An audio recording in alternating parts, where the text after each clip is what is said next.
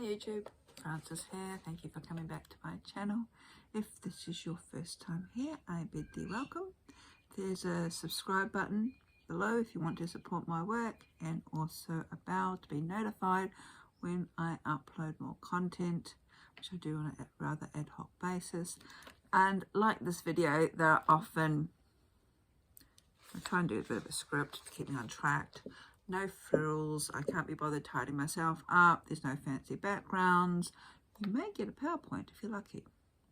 So it's pretty low thrills sort of channel. You're just listening to me share some thoughts. And I'm also coming to you from Ghana country and doing that. While saying that, I acknowledge the Ghana people of the Adelaide Plains as the traditional custodians of this land upon which I'm doing this recording. And as such, I acknowledge their elders past, present, and emerging. So this is going to be one of these videos where I'm going to give my 2 cents worth. It's very wise. Mercury's in retrograde at the moment. Oh well, I can live with it. On the use of the word intention. And I'm trying very hard to be polite and not to roll my eyes too much. Largely because this word is being used or overused, I think, these days, to the extent where, I don't know if it's laziness or very flippant responses, but putting myself in the shoes of a novice or a querent, to be on the receiving end of it's all about intention doesn't actually help. Okay. And if you are like me on the socials, you would have noticed, especially in more recent times, especially on the instances who use this term, the magically orientated ones, because that's another issue I tend to have with social media. I don't know why I'm on it. More than likely you'll come across this response when a person has a query, usually in relation to correspondences, what they should do for a specific spell working, because everybody's about spell working these days.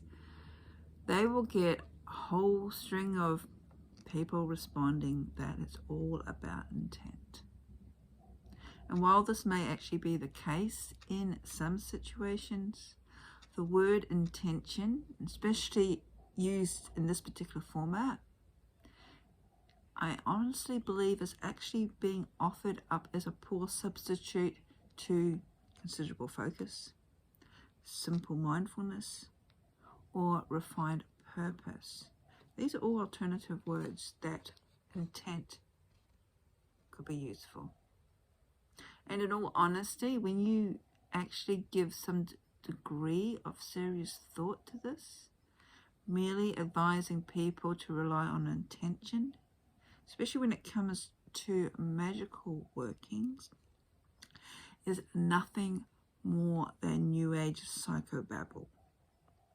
It's not helpful. And it, I won't say potentially dangerous, but we do not know what they're doing, what their goal is, what their experience level is.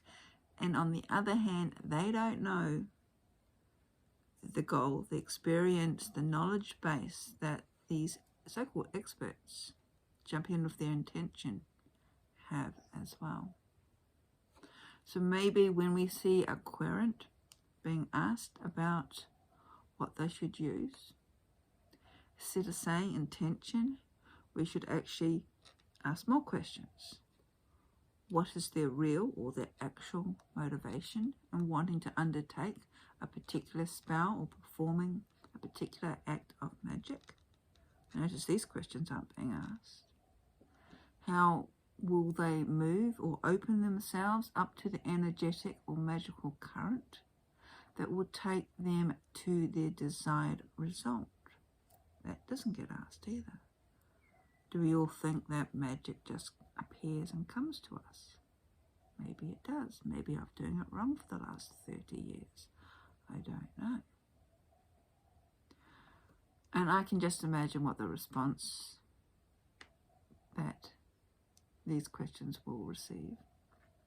Not only by the newcomer, who I don't know, my mind's fast becoming lazy, avoiding taking responsibility, especially when it comes to undertaking their own personal study and learning about the magical arts themselves, and almost expecting that everybody else will do the legwork for them.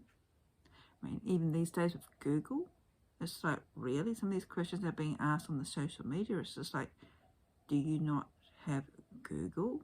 Google knows everything, apparently. And this in itself opens up a whole range of potential issues of not only the accountability, but also the inability to ascertain whether or not the information received is actually accurate, appropriate, or maybe some deluded fantasy, not to mention the alleged well-intentioned advice givers may actually simply wanting to appear all knowledgeable, because we're in this age where profile means everything. And they may not actually know what they're talking about. And to me, when people come up with, oh, it's all about intent, maybe a little bit grey and bitter and twisted, but yeah, I'm beginning to think people who use this all about intent are falling into that later category where they are maybe aren't all that knowledgeable, because especially when it comes to working magic, it is more than just intent. And I know this is a lot of accusations to be dishing out, and I'm pretty fine with defending my opinions, so if you disagree, that's okay. I can handle that. You can have your opinions too. This is my channel, so I'll just give my 2 cents of. But I'm just giving you some food for thought, especially if you are one of those people who believe that it's all about intent. Start asking yourself why. Because I'm seeing this happen over and over again. It's almost like a dismissing of the querent. And some of the so-called advice that I've seen has actually been borderline dangerous, especially when it comes to herbs. And if the newcomer had actually enacted upon the advice, especially the plant material botanicals can change properties, so it's not just about intent.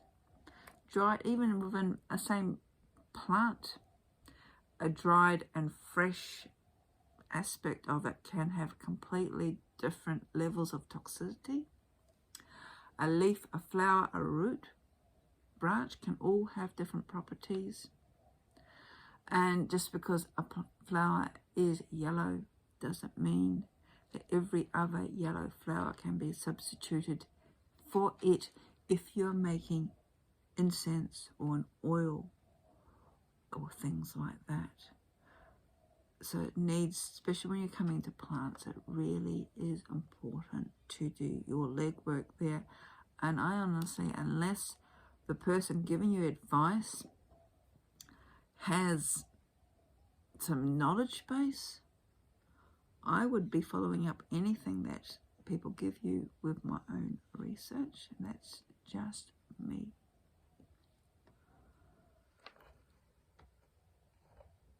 Okay, there is a quote that goes along the lines like this.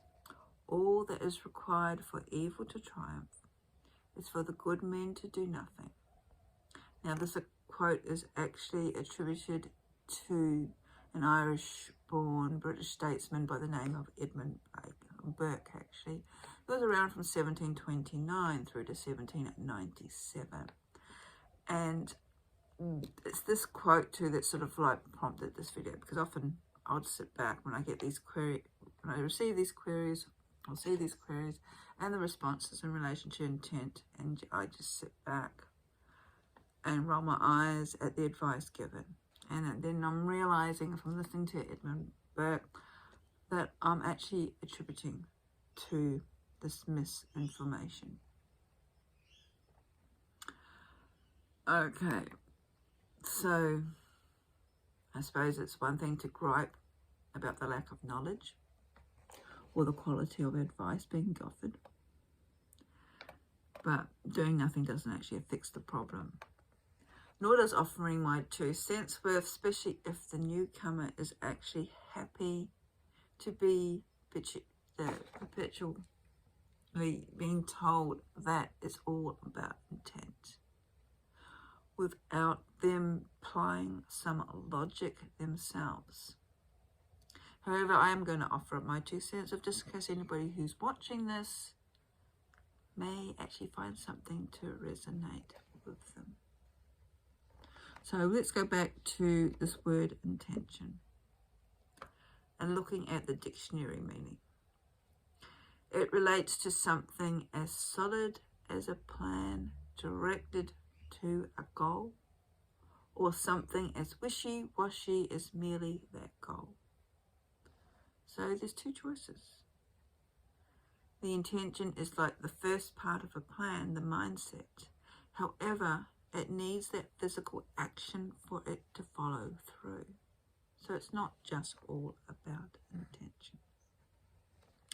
Now, I don't have it here, there's a book called Experimental Magic by J.H. Brennan, who stated that magic works in the direction of belief, not intent.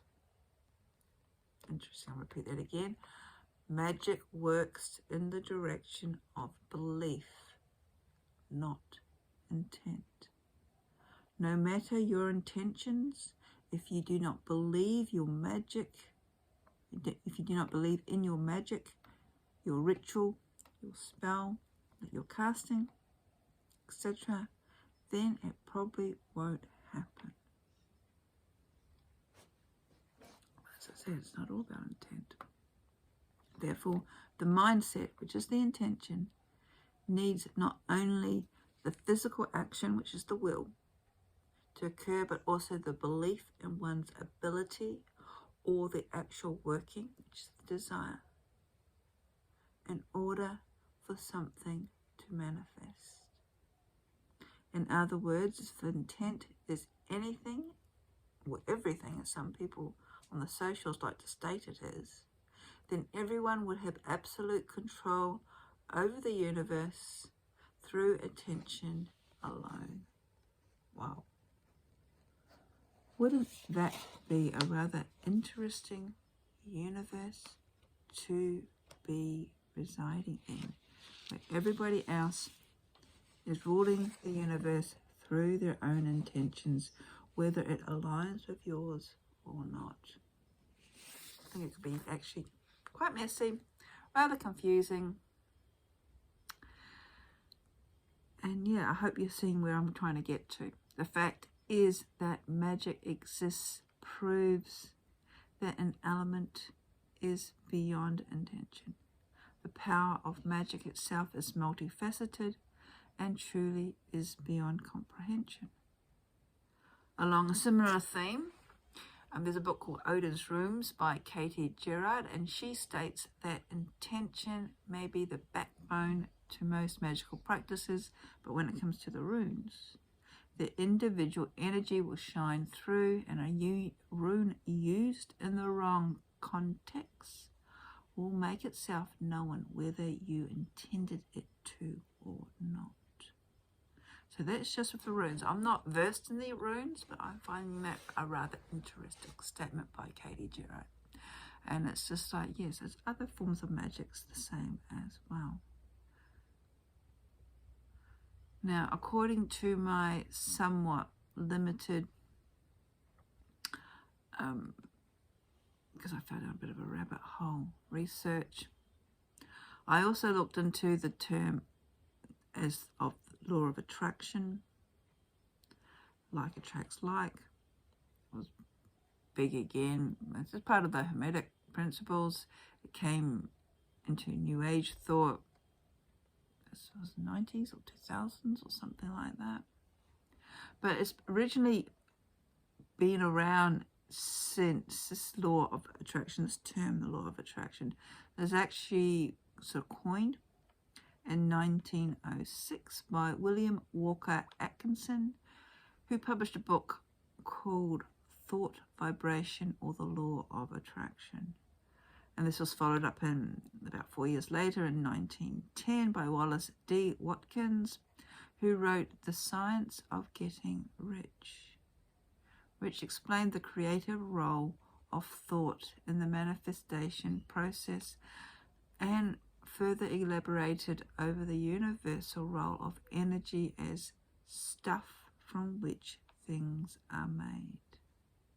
However, it also has earlier origins, and as I said, part of the Hermetic principles as well. Going back to the 18th or 19th centuries, in 1877, Helena Blavatsky, who's the founder of the Theosophical Society, wrote about the attractive power existing between elements of spirits in her book Isis Unveiled. And prior to that, the law of attraction can be found in Theosophical thought, stemming back to Hermetic-inspired Renaissance alchemy of the 18th century and as early as the 17th century, where Flemish physician Van Helmont proclaimed the curative powers of the imagination. And for anybody who has done NLP training, again, it all sort of ties up in there. Now, the use of law of attraction or intention can also be found in the Bible. I really went down a rabbit hole. Mark, I don't know how, I'm not really all that Christian, so I don't know how you do the numbers. So it's 11:24, verse 11, something 24, whatever. Therefore, I tell you, whatever you ask in prayer, believe that you have received it and it will be yours. So this is intention. This is the power of attraction. So I suppose it's just me. In 2006, the movie The Secret came out. And I think it took liberties of their interpretation of these Hermetic principles and formed an underlying foundation to magical workings. Again, this is just my opinion. So circling back to intention, I honestly don't believe that all it takes is intention. Attention is actually one small part of any kind of magical working, in my belief. After all, look at the 4 powers of the Sphinx: to know, knowledge, element of air; to will, fire; to dare, courage, element of water. Oh, and again, that appears to be vanished in modern socials: to keep silent, earth. The elegy of the Sphinx points to man, to humankind. Both are composed of the 4 elements, yet in man they exist in different proportions and are unbalanced. While in the Sphinx, the 4 elements are harmonious and synergistic. The Sphinx represents the perfected man, or perfected human being. The magus, magician, the wise one. The 4 powers of the Sphinx are the 4 worlds of the magus, the 4 indispensable conditions, which bring man, by that man, woman, whatever you want to identify or not with, human person, to the state of perfection and balance. And also 18th century, 19th century magician Evelyn Levi stated, to learn how to will is to learn how to exercise dominion, but to be able to exert willpower, you must first know. For willpower applied to folly is madness, death, and hell. Okay. I think I might be getting a little bit off track here, but maybe it's time to end this video by saying, in all honesty, working from this point of view that it's all about intention alone, I think is extremely egocentric. After all, what is it that we desire? What is our focus? At times we need to surrender this over to the other, to the divine, to the universe, to the underlying presence of the cosmos that goes beyond our own selves. We need to get out of our ego consciousness and realize that we do not know everything, nor does everything we desire actually will serve us in the long run. So instead of utilizing the socials as a quick fix solution, because you cannot be bothered to do any research into whether or not a particular spell, because more than often it is spell working, is suitable for a situation, or you feel you need to control a situation because, I don't know, you're feeling uncomfortable. This is life. Think again. I honestly think if you're turning to social media because you can't, or you're too lazy to Google, to do your own research, that actually is cheapening your own magic, your own belief, your own ability in yourself as well. And it's also, probably more importantly, opening yourself up to, I said, there is a potential danger there, as Levi stated, and I'll read this quote again: to learn how to will is to learn how to exercise dominion. But to be able to exert willpower, you must first know. For willpower applied to folly is madness, death, and hell. And some of the responses I've seen to queries, especially when it comes to botanicals, can they use this botanical as opposed to that botanical?